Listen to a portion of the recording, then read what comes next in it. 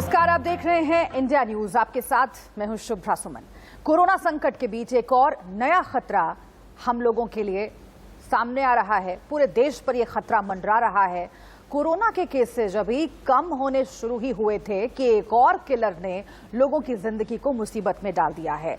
यह है silent killer mucormycosis यानी ब्लैक फंगस।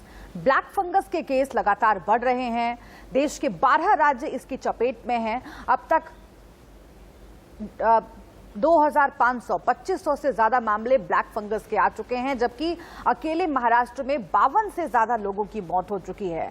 आंख, कान, नाक, जबड़े पर अटैक करने वाले इस किलर ने देश में बहुत बड़ा खतरा पैदा किया है। स्टेरॉयड, एंटीबायोटिक दवाओं के ज्यादा इस्तेमाल होने से आईसीयू में रहने वाले मरीजों में म्यूकोमाइकोसिस यानी ब्लैक फंगस की शिकायत देखने को मिल रही है। ब्लैक फंगस को देखते हुए राज्य सरकारों ने प्रशासन को अलर्ट किया है, लेकिन इसको ठीक करने की दवा के अब लाले पड़े हुए हैं। मरीज बढ़ रहे हैं और दवा का कोई ठिकाना नहीं है। हालांकि राज्य सरकारों ने टास्क फोर्स बनाई है, लेकिन वो अभी भी नाकाफी में उपलब्ध थे। हालांकि इस समय हम दवा बाजार में मौजूद हैं और दवा बाजार के जब हमने व्यापारियों से बातचीत की तो जो ब्लैक फंगस बीमारी में इंजेक्शन का यूज होता है वो अभी से मार्केट में आउट ऑफ मार्केट हो चुका है। इस दवा बाजार में अभी ब्लैक फंगस जैसी बीमारी की दवाइयां मौजूद नहीं है और इंजेक्शन मौजूद नहीं है। लेकिन इसके उलट सरकार का कहना है कि उसने ब्लैक फंगस की रोकथाम के लिए कई कदम उठाए हैं, एक्शन प्लान तैयार किया है और उस पर अमल भी शुरू कर दिया है। आप सुनिए। सरकार ईएनटी चिकित्सकों की मदद से एक मुहिम शुरू करने जा रही है ब्लैक फंगस बीमारी से निपटने के लिए और इस वक्त हमारे साथ मौजूद हैं चिकित्सा शिक्षा मंत्री विश्वास सारंग। सर, अगर बात की जाए तो ब्लैक फंगस के संक्रमित मरीजों का भी आंकड़ा बढ़ता हुआ नजर आ रहा है। एक मुहिम मध्य प्रदेश की सरकार शुरू करने जा रही है, तो किस प्रकार से ये पूरी मुहिम पूरे मध्य प्रदेश में चलाई जाएगी? देखिए, मध्य प्रदेश में ब्लैक फंगस की रोकथाम के लिए हम 2 स्तर पर काम कर रहे हैं। एक तो इसकी भयावहता कम हो, उसमें ये स्टडी कहती है कि यदि नाक में ही इसको रोक लिया जाए तो ये आँख में और ब्रेन तक नहीं पहुंचती। इसलिए हम अगले 3 दिन एक विस्तृत और समग्र अभियान चला रहे हैं, जिसमें हमारे मेडिकल कॉलेज की ईएनटी के डॉक्टर्स और प्राइवेट सेक्टर के भी जो ईएनटी एसोसिएशन है उसके पूर्व अध्यक्ष डॉक्टर एसपी दुबे के सहयोग से हम विभिन्न शहरों में प्राइवेट सेक्टर में जो ईएनटी स्पेशलिस्ट काम कर रहे हैं उनसे भी निवेदन कर रहे हैं कि हम नेजल एंडोस्कोपी की एक विस्तृत मुहिम चलाएंगे। इस बीच हमारे 2 संवाददाता हमारे साथ जुड़े हुए हैं। विजय मिश्रा लखनऊ से हमारे साथ हैं और उर्वशी खोना मुंबई से हमारे साथ जुड़ रही हैं। इसके साथ ही खास मेहमान डॉक्टर जीडी पुरी हमारे साथ जुड़ रहे हैं, पीजीआई चंडीगढ़ के डीन हैं। आपका बहुत स्वागत है डॉक्टर जीडी पुरी। मैं आपके पास आऊं उससे पहले ग्राउंड जीरो पर क्या हालात हैं इस बारे में मालूमात करना बहुत जरूरी है, इसलिए सबसे पहले मैं लखनऊ का रुख करती हूँ। विजय, लखनऊ में ब्लैक फंगस का खतरा कितना बढ़ रहा है? पिछले कुछ दिनों में अगर केसेस की बात करें तो वहां पर कितने मरीज ब्लैक फंगस के हर रोज के हिसाब से देखने को मिल रहे हैं और सरकार के पास क्या है अब तक का एक्शन प्लान?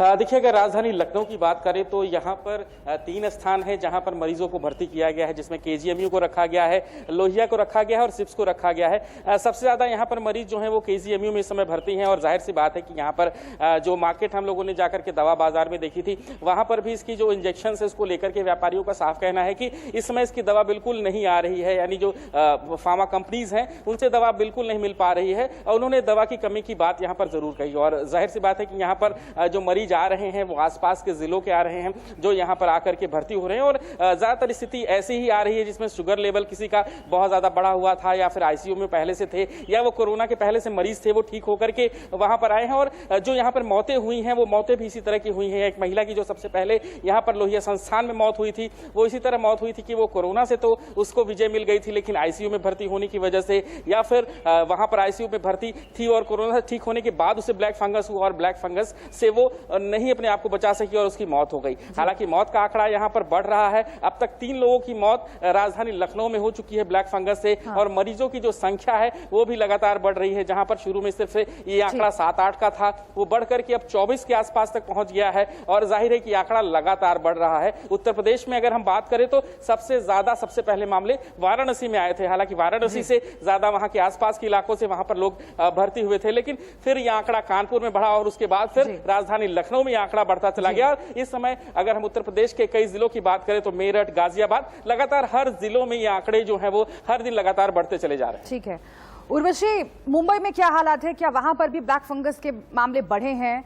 और जिन दिक्कतों का जिक्र विजय कर रहे हैं वो पूरे देश में सामने आ रही है। कालाबाजारी एक बहुत बड़ी बीमारी बनकर उभरी है, पहले भी थी हिंदुस्तान में, लेकिन कोरोना महामारी के दौर में वो बहुत ज्यादा परेशान कर रही है, कचोट रही है। ब्लैक फंगस की जो दवाइयां हैं वो भी बाजार में अवेलेबल नहीं है। मुंबई में क्या हालात है उर्वशी?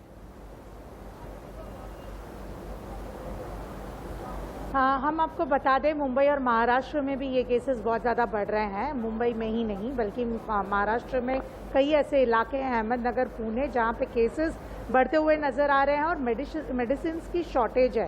ये जो M4B करके जो इंजेक्शन है उसकी शॉर्टेज दिखाई दे रही है। ये बताया जा रहा है कि आने वाले दिनों में जो है अवेलेबिलिटी नहीं होंगे और कुछ 3-4 दिनों के बाद ही जिन्होंने बुक किया है उन्हीं को वो इंजेक्शंस मिलेंगे।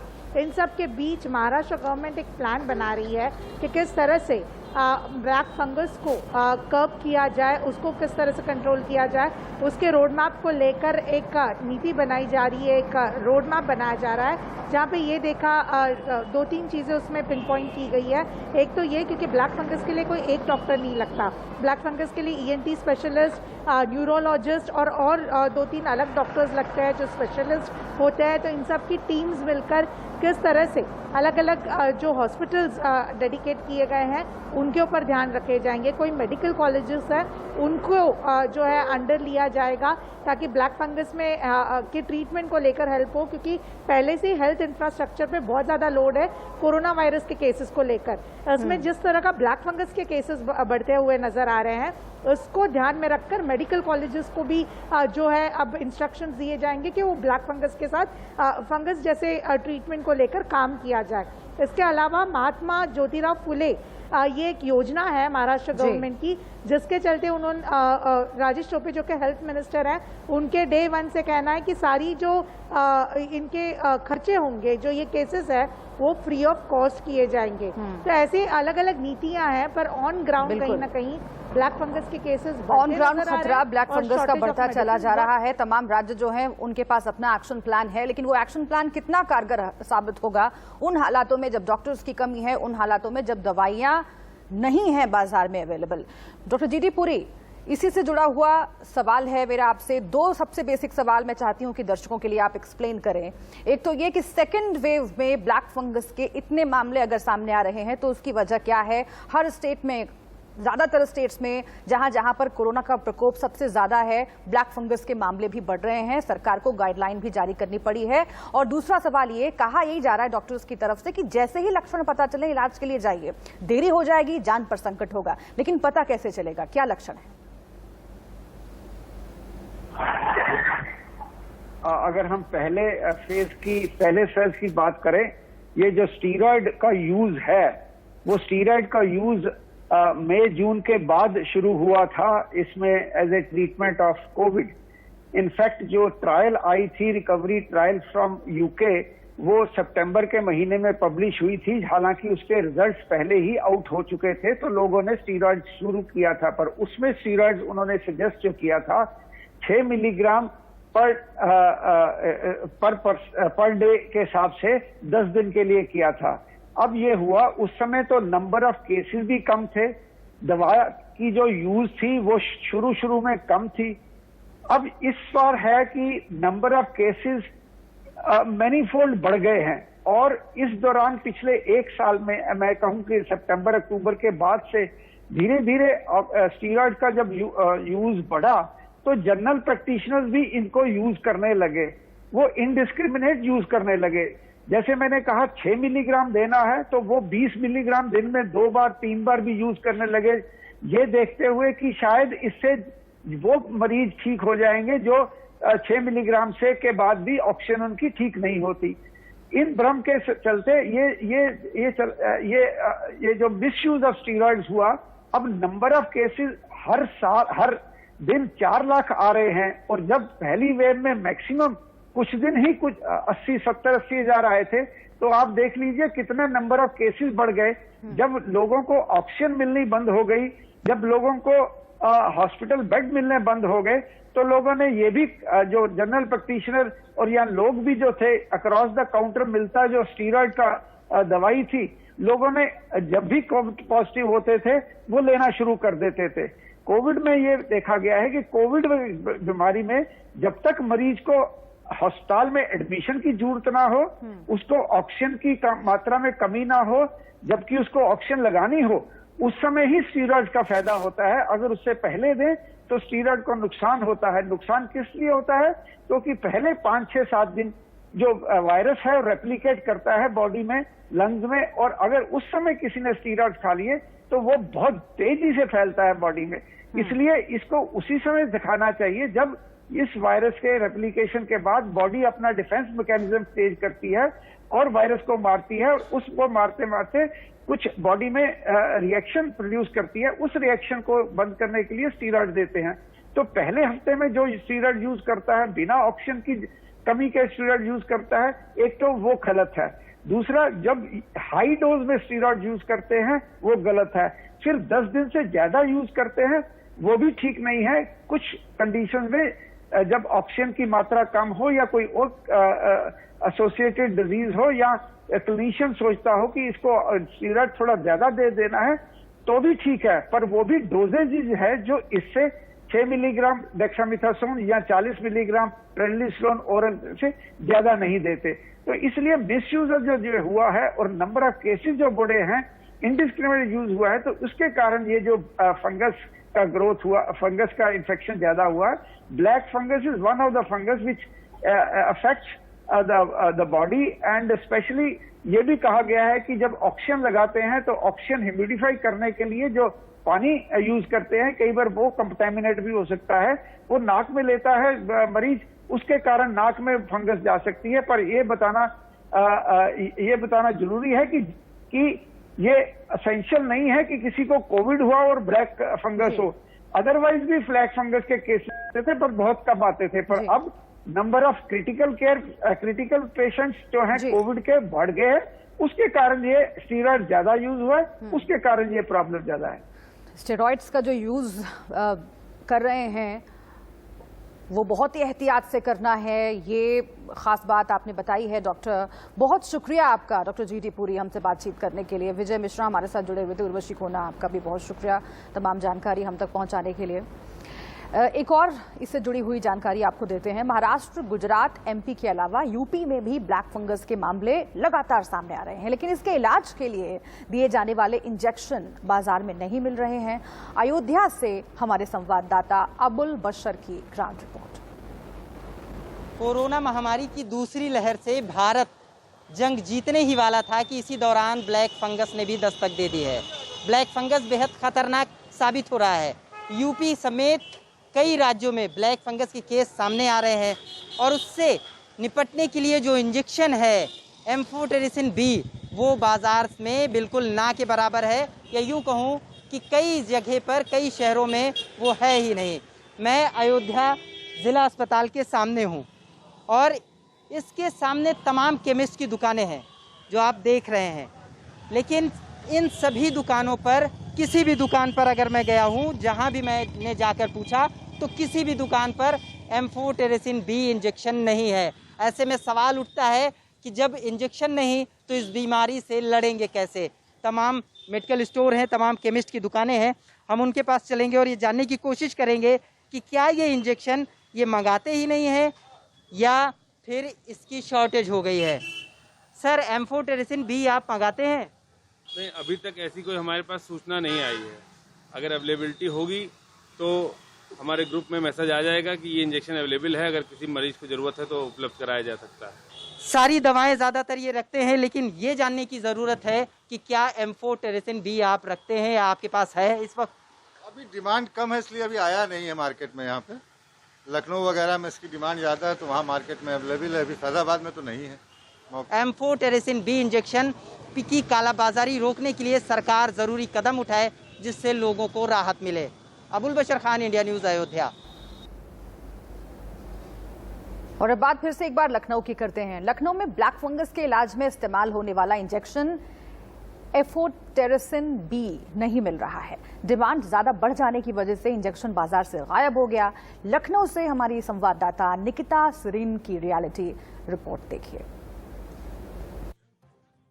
मरीजों की जो तादाद है वो लखनऊ में लगातार बढ़ रही है और ऐसे में ऐसा भी माना जा रहा है कि जो इंजेक्शंस हैं उनकी अवेलेबिलिटी कम होती जा रही है। हम इस वक्त मौजूद हैं लखनऊ के एक मेडिसिन शॉप में जहां पर लाइन से काफ़ी मेडिसिन हैं और वहां पर जानेंगे कि क्या स्थिति है, क्या वाकई में जो इसके इंजेक्शंस हैं वो बाज़ारों से गायब हैं और लोगों को नहीं मिल रहे हैं। काफ़ी बड़ी शॉप है और यहाँ पर हम जानना चाहेंगे, सर आपसे जानना चाहेंगे, ब्लैक फंगस जिस तरीके से फैल रहा है लगातार इसके इंजेक्शंस में कमी आ रही है, क्या अभी अवेलेबिलिटी है मार्केट्स में? क्योंकि जिस तरीके से लखनऊ में केसेस बढ़ रहे हैं उसको लेकर के इसकी डिमांड काफ़ी हो गई है। नहीं, इसकी डिमांड तो काफ़ी हो गई लेकिन इतनी अवेलेबिलिटी कभी पहले भी नहीं थी क्योंकि पहले इसके केस ही नहीं होते थे और अब केस एकदम से इतने बूस्ट कर गए हैं कि कुछ उतना माल मिल नहीं पा रहा है, तो माल ना मिलने की वजह से वो क्राइसिस हो गई है। पहले ऐसा भी सुनने में आया था सर कि इतनी डिमांड नहीं थी लेकिन थाउजेंड्स में कुछ बनते थे, लेकिन अभी मार्केट से बिल्कुल गायब है और इस समय जब इसकी सबसे ज्यादा रिक्वायरमेंट है तो जो भी था वो मार्केट में ही है, जो पेशेंट ले चुके। अब माल नहीं है, जब कंपनी भी बनाएगी, मैन्युफैक्चरिंग करेगी तब भेजेगी। CNF को आता है, CNF से डिस्ट्रीब्यूटर पे आता है, स्टॉकिस्ट पे, तब कंज्यूमर को मिलता है। तो भारी मात्रा में जो लोग आपसे लेने आ रहे हैं ये इंजेक्शंस, उसके लिए फिर उस स्थिति में आप क्या उनको सुझाव करते हैं? हम तो सुझाव क्या कर सकते हैं, मेरे पास कोई ऐसा सुझाव नहीं है कि इसको हम क्या करें क्या ना करें। हम तो यही कहते हैं भाई डॉक्टर से ही राय लीजिए, इसका कोई अल्टरनेट निकालें। आखिर देश में क्यों बढ़ रहे हैं ब्लैक फंगस के केसेस और क्या है इसका उपचार? अपोलो मेडिक्स के CEO डॉक्टर मयंक सोमानी से सुनिए। प्रदेश में ब्लैक फंगस तेजी से पैर फैला रहा है और ऐसे में उत्तर प्रदेश वासियों के मन में कई प्रकार के सवाल आ रहे हैं कि आखिरकार किस प्रकार इस ब्लैक फंगस से जीवन बचाया जा सकता है, किस प्रकार से इसका उपचार होगा, इसके हम किस प्रकार से जांचें, किस प्रकार से इसके राहत मिल सकती है। इन तमाम सवाल मन में आ रहे हैं। उनके सवालों का जवाब देने के लिए अपोलो से CEO डॉक्टर मयंक सोमानी जी हमारे साथ मौजूद हैं। सर, एक बड़ी इस समय लोगों के लिए चिंता बनी हुई है ब्लैक फंगस को लेके, कैसे इसको पहचाने? देखिए, ऐसा है कि कुछ मरीज जिनको कोविड होता है या कोई जो कैंसर के पेशेंट होते हैं, अनकंट्रोल डायबिटीज़ के पेशेंट होते हैं, ऑर्गन ट्रांसप्लांट के पेशेंट होते हैं, इसमें किसी मरीज में ब्लैक फंगस होने के चांसेस होते हैं। ब्लैक फंगस का एक्चुअल नाम म्यूकोरमाइकोसिस है या ज़ाइगोमाइसीटिस है, लेकिन ज़्यादातर ये म्यूकोर के नाम से जाना जाता है। इससे जिन लोगों को इन्फेक्शन होता है, इनका इम्यून सिस्टम थोड़ा सा कमज़ोर होता है, जैसे कि जब स्टेरॉइड चलता है कोविड में, या फिर अनकंट्रोल डायबिटीज़ रहती है, या कैंसर होता है, या ऑर्गन ट्रांसप्लांट होता है, तो उसमें ये जो फंगस है ये एक्चुअली इन्वायरमेंट में ही मिलता है, हर जगह है जहाँ पे सॉइल या ऑर्गेनिक डीके मटेरियल होता है, तो ये हम लोग जो सांस लेते हैं उसमें आ जाता है। आप में मेरे में भी है इस समय, लेकिन चूंकि हमारी इम्यून सिस्टम ठीक है तो हमको नहीं होता। तो जिन को भी इम्यून सिस्टम कॉम्प्रोमाइज़ होता है उन सब में ये एक संभावना होती है, जिसमें कि विभिन्न प्रकार के सिम्टम्स आ सकते हैं, जैसे कि हेडेक होना या नाक बंद होना या सांस ज़्यादा फूलना, या कभी कभी किसी यंग एडल्ट और बच्चों में अचानक से खून की उल्टी होने लगती है, सर दर्द होने लगता है, या कभी कभी ऑल्टर्ड सेंसोरियम यानी कि बेहोशी हो